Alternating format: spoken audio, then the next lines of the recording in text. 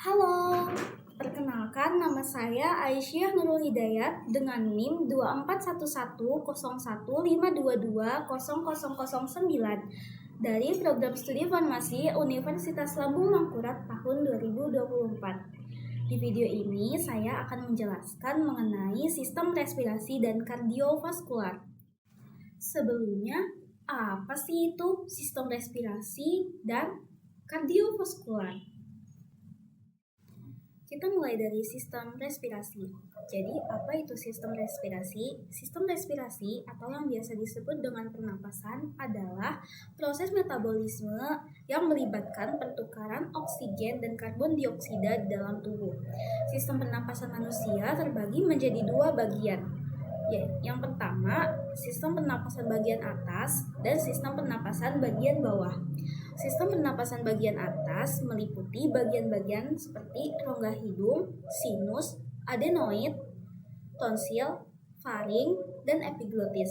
Sedangkan untuk sistem pernapasan bagian bawah terdiri dari trakea, tulang rusuk, paru-paru, bronkus, laring, alveolus, pleura, dan diafragma. Organ respirasi secara umum terdiri dari rongga hidung, faring, laring, trakea, bronkus, bronkiolus, alveolus, dan paru-paru. Yang pertama, rongga hidung. Di dalam rongga hidung terdapat selaput yang berfungsi untuk menangkap benda-benda asing yang masuk ke dalam saluran pernapasan. Lalu di dalam rongga hidung juga terdapat rambut-rambut kecil yang berfungsi untuk menyaring partikel kotoran yang masuk ke dalam hidung bersamaan dengan udara. Lalu ada juga konka yang memiliki fungsi untuk menghangatkan udara yang masuk ke dalam rongga hidung. Selanjutnya ada faring atau tenggorokan. Setelah udara masuk melalui rongga hidung, selanjutnya udara akan melewati tenggorokan. Tenggorokan memiliki dua cabang, yaitu sebagai saluran pernapasan dan sebagai saluran pencernaan. Fungsi utama tenggorokan adalah menyediakan saluran untuk udara yang masuk dan juga keluar. Di tenggorokan juga terdapat pita suara yang akan bergetar dan menghasilkan suara. Laring atau pangkal tenggorokan. Pangkal tenggorokan adalah organ pernapasan yang berbentuk seperti saluran dan dikelilingi oleh tulang rawan. Pangkal tenggorokan memiliki tulang rawan yang disebut dengan epiglotis. Fungsi utama dari pangkal tenggorokan adalah sebagai tempat keluar masuknya udara dan juga tempat menghasilkan suara. Selanjutnya ada trakea atau batang tenggorokan. Trakea adalah organ yang berbentuk pipa dan terletak di sebagian leher sampai ke rongga dada. Trakea ada di depan kerongkongan. Batang tenggorokan memiliki dua cabang. Cabang dari tenggorokan itu akan bercabang-cabang lagi di dalam paru-paru dan menjadi saluran kecil yang disebut bronkiolus. Pada bronkiolus ada gelembung-gelembung kecil yang disebut gelembung paru-paru atau alveolus. Selanjutnya ada bronkus atau cabang batang tenggorokan. Fungsi dari cabang batang tenggorokan adalah menyediakan jalan untuk udara yang ingin masuk dan keluar dari dan menuju paru-paru. Cabang batang tenggorokan memiliki cabang-cabang lagi yang disebut dengan bronkiolus. Batang tenggorokan memiliki dua cabang di sebelah kiri dan di sebelah kanan. Kedua cabang itu mengarah ke paru-paru dan bercabang lagi. Cabang-cabang kecil yang masuk ke dalam paru-paru biasa disebut dengan alveolus. Alveolus adalah kantung udara kecil yang berfungsi sebagai tempat pertukaran gas oksigen dan karbon dioksida di dalam paru-paru manusia. Selain itu, alveolus juga berfungsi sebagai tempat penyimpanan udara sementara. Yang terakhir ada paru-paru. Paru-paru berada di dalam rongga dada bagian atas. Di samping paru-paru ada tulang rusuk dan di bawahnya ada diafragma. Paru-paru terbagi menjadi dua, yaitu paru-paru kanan dan paru-paru kiri. Paru-paru bagian kanan terdiri dari 3 lobus. Sedangkan paru-paru kiri memiliki 2 lobus.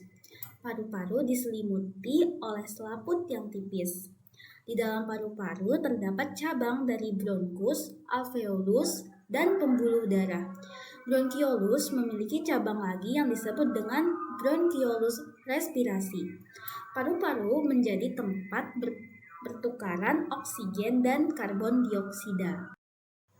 Selain masing-masing fungsi dari organ-organ sistem respirasi, sistem pernapasan atau respirasi manusia juga memiliki fungsi utama. Yang pertama, sebagai tempat menghirup dan menghembuskan udara saat bernapas. Kedua, sebagai tempat pertukaran gas antara paru-paru dan aliran darah. Ketiga, sebagai tempat pertukaran gas antara aliran darah dan jaringan di dalam tubuh. Keempat, menciptakan suara, dan yang kelima adalah mencium bau. Mekanisme pernapasan manusia terbagi menjadi 2, yaitu pernapasan dada dan pernapasan perut. Yang pertama kita akan membahas pernapasan dada. Pernapasan dada melibatkan otot-otot antara sekitar tulang rusuk. Otot-otot tersebut terbagi menjadi 2, yaitu otot tulang rusuk luar dan tulang rusuk dalam. Jika otot-otot pada tulang rusuk luar mengalami kontraksi, tulang rusuk akan terangkat, sehingga volume di dada menjadi lebih besar. Hal ini menyebabkan tekanan di dalam rongga dada menjadi lebih kecil. Karena tekanan udara yang di dalam rongga dada mengecil, maka udara akan masuk dari luar ke dalam tubuh. Proses ini disebut dengan inspirasi. Nah, setelah itu, apabila kontraksi dari otot dalam tulang rusuk dan tulang rusuk kembali pada posisi semula, maka akan menyebabkan tekanan udara di dalam tubuh menjadi bertambah. Hal ini menimbulkan udara di dalam paru-paru tertekan dan dari rongga dada sehingga aliran udara akan terdorong ke luar tubuh. Proses ini disebut dengan ekspirasi. Selanjutnya adalah pernapasan perut. Pernapasan perut atau pernapasan diafragma adalah pernapasan yang menggunakan diafragma dan otot dinding di rongga perut. Otot diafragma akan berkontraksi dari posisinya sehingga menjadi datar. Hal ini menyebabkan volume rongga dada menjadi bertambah besar dan tekanan udara menjadi kecil. Karena tekanan udara yang rendah, paru-paru akan mengembang. Saat itulah terjadi masuknya udara ke dalam paru-paru atau proses menghirup udara. Sedangkan untuk proses ekspirasi pada pernapasan perut terjadi jika otot diafragma menjadi rileks dan otot yang ada di dinding perut menjadi kontraksi. Hal ini akan menyebabkan bagian dalam rongga perut menjadi terdesak ke arah diafragma, sehingga hal tersebut menyebabkan diafragma menjadi cekung ke arah rongga dada.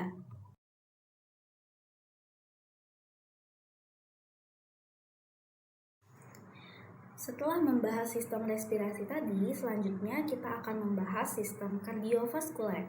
Sebelumnya, apa yang dimaksud dengan sistem kardiovaskuler? Sistem kardiovaskuler atau sistem peredaran darah adalah sistem organ yang terdiri dari jantung, pembuluh darah, dan darah yang berfungsi untuk mengangkut oksigen, nutrisi, dan zat penting lainnya ke seluruh tubuh. Organ-organ dalam sistem kardiovaskuler terdiri dari jantung, pembuluh darah, dan darah. Kita akan memulainya dengan membahas jantung. Jantung adalah organ vital yang berfungsi memompa darah yang kaya oksigen ke seluruh tubuh. Jantung merupakan bagian utama dari sistem peredaran darah dan terletak di rongga dada. Dalam menjalankan fungsinya, tentu saja jantung memiliki bagian-bagian tersendiri. Yang pertama ada perikardium. Perikardium adalah kantung berisi cairan yang membungkus jantung. Perikardium ialah sejenis membran serosa yang menghasilkan cairan untuk melumasi jantung selama berdenyut dan mencegah gesekan yang menyakitkan antara jantung dan organ sekitarnya. Perikardium berfungsi untuk menyangga dan menahan jantung untuk tetap berada dalam posisinya. Dinding jantung terdiri dari 3 lapisan, yaitu epikardium, lapisan terluar, miokardium, lapisan tengah, dan endokardium, lapisan dalam. Selanjutnya ada atrium atau serambi. Serambi merupakan bagian jantung atas yang terdiri dari serambi kanan dan serambi kiri.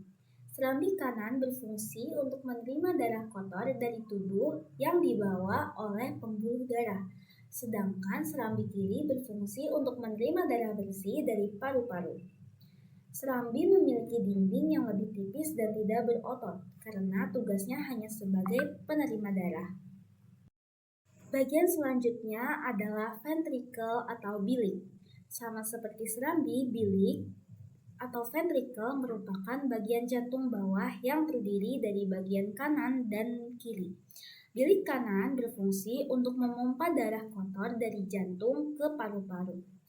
Sementara itu, bilik kiri berfungsi untuk memompa darah bersih dari jantung ke seluruh tubuh. Dinding bilik jauh lebih tebal dan berotot ketimbang serambi, karena bekerja lebih keras untuk memompa darah baik dari jantung ke paru-paru maupun ke seluruh tubuh. Lalu ada katup. Pada bagian jantung terdiri dari 4 katup yang menjaga aliran darah mengalir ke satu arah, yaitu katup trikuspid, mengatur aliran darah antara serambi kanan dan bilik kanan. Kedua, katup pulmonal, yang berfungsi untuk mengatur aliran darah dari bilik kanan ke arteri pulmonalis yang membawa darah ke paru-paru untuk mengambil oksigen. Ketiga, ada katup mitral, yang berfungsi untuk mengalirkan darah yang kaya oksigen dari paru-paru mengalir dari serambi kiri ke bilik kiri.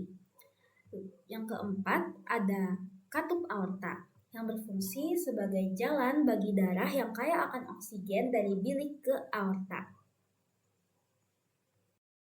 Selanjutnya ada otot jantung. Otot jantung merupakan gabungan dari otot lurik dan otot polos yang berbentuk silindris dan memiliki garis terang serta gelap. Otot jantung berfungsi untuk memompa darah ke seluruh tubuh.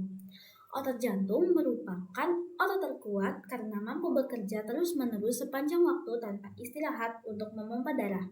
Jika otot berhenti, maka sistem peredaran darah akan terhenti sehingga dapat terjadi kematian. Pada jantung terdapat pembuluh darah besar yang memiliki perannya masing-masing. Yang pertama ada vena cava, yang berfungsi untuk mengembalikan darah dari seluruh tubuh ke jantung. Kedua ada arteri pulmonalis, yang berfungsi untuk membawa darah dengan kandungan oksigen yang rendah ke paru-paru. Yang ketiga ada vena pulmonalis, yang berfungsi untuk mengalirkan darah yang kaya akan oksigen dari paru-paru ke jantung. Yang keempat ada aorta. Aorta berfungsi untuk mengedarkan darah yang kaya akan oksigen ke seluruh tubuh. Katup jantung terdiri dari beberapa bagian, yaitu ada katup pulmonal terletak di antara bilik kanan dan arteri pulmonalis. Lalu ada katup trikuspid yang terletak di antara serambi kanan dan bilik kanan. Lalu selanjutnya ada katup bikuspid yang terletak di antara serambi kiri dan bilik kiri. Terakhir ada katup aorta. Katup aorta terletak di antara bilik kiri dan aorta. Katup jantung terdiri dari beberapa bagian, yaitu ada katup pulmonal terletak di antara bilik kanan dan arteri pulmonalis. Lalu ada katup trikuspid yang terletak di antara serambi kanan dan bilik kanan. Lalu selanjutnya ada katup bikuspid yang terletak di antara serambi kiri dan bilik kiri. Terakhir ada katup aorta. Katup aorta terletak di antara bilik kiri dan aorta. Sebagai tugasnya memompa darah ke seluruh tubuh, jantung memiliki cara kerja, yaitu dimulai dari serambi kanan. Serambi kanan menerima darah dengan kadar oksigen rendah dari seluruh tubuh melalui vena cava, kemudian memompanya ke bilik kanan. Darah dari bilik kanan dipompa keluar jantung menuju paru-paru untuk pertukaran karbon dioksida dan oksigen. Selanjutnya, Darah yang sudah kaya akan oksigen dipompa masuk ke serambi kiri melalui vena pulmonalis. Selanjutnya dipompa ke bilik kiri. Di bilik kiri kemudian memompa darah yang kaya oksigen ke seluruh tubuh melalui aorta. Bagian selanjutnya dari sistem kardiovaskuler adalah pembuluh darah. Pembuluh darah adalah organ yang berfungsi untuk mengalirkan darah ke seluruh tubuh dan mengatur tekanan darah. Pembuluh darah terdiri dari 3 jenis. Yang pertama ada pembuluh darah arteri, vena, dan kapiler. Kita akan membahas satu persatu dari pembuluh darah ini ya. Yang pertama kita akan membahas pembuluh darah arteri. Pembuluh darah arteri memiliki fungsi untuk membawa darah yang kaya akan oksigen dari jantung. Pembuluh darah arteri memiliki dinding yang tebal dan lapisan otot yang membuat darah bergerak. Ukurannya bisa selebar nikel dan merupakan jenis pembuluh darah terbesar di tubuh kita. Aorta adalah arteri terbesar di dalam tubuh. Aorta membawa darah dari jantung ke organ. Arteri memiliki cabang yang lebih kecil yang disebut dengan arteriol. Baik arteri maupun arteriol berubah ukuran untuk menjaga tingkat tekanan darah kita. Selanjutnya adalah pembuluh darah vena. Pembuluh darah vena adalah pembuluh yang berada dekat dengan permukaan kulit sehingga dapat terlihat berupa garis bercabang yang berwarna kebiruan. Tugas vena adalah membawa darah kembali ke jantung, sehingga vena kadang disebut dengan pembuluh balik. Darah yang dialirkan di pembuluh vena memiliki kandungan oksigen yang lebih rendah dibandingkan dengan pembuluh lain. Selanjutnya ada pembuluh kapiler. Pembuluh kapiler merupakan pembuluh darah yang berfungsi sebagai penghubung antara pembuluh darah arteri dan vena. Pembuluh kapiler memiliki fungsi untuk menyalurkan darah yang kaya akan nutrisi dan oksigen ke sel-sel di seluruh tubuh. Selanjutnya ada darah. Darah merupakan cairan yang berada di seluruh tubuh yang terdiri dari plasma dan sel-sel.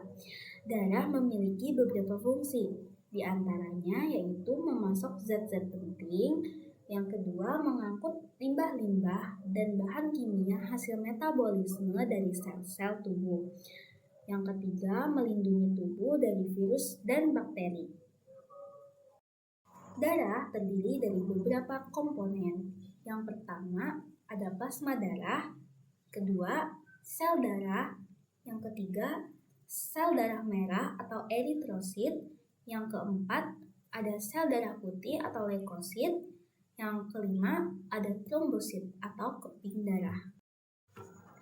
Nah, itu dia video mengenai sistem respirasi dan kardiovaskuler. Jadi bisa disimpulkan sistem respirasi itu adalah proses metabolisme yang melibatkan pertukaran oksigen dan karbon dioksida. Organ-organnya terdiri dari hidung, faring, laring, trakea, bronkus, bronkiolus, alveolus, dan paru-paru. Masing-masing organ-organ tersebut memiliki fungsinya dalam menjalankan sistem respirasi. Selanjutnya ada kardiovaskuler yang terdiri dari jantung, pembuluh darah, dan darah. Jantung merupakan organ utama dalam tubuh yang berfungsi untuk memompa darah ke seluruh tubuh. Jika jantung berhenti, maka akan terjadi kematian. Mungkin cukup sekian video mengenai sistem respirasi dan kardiovaskuler dari saya. Salah hilapnya saya mohon maaf. Terima kasih banyak. Semoga dapat dipahami ya.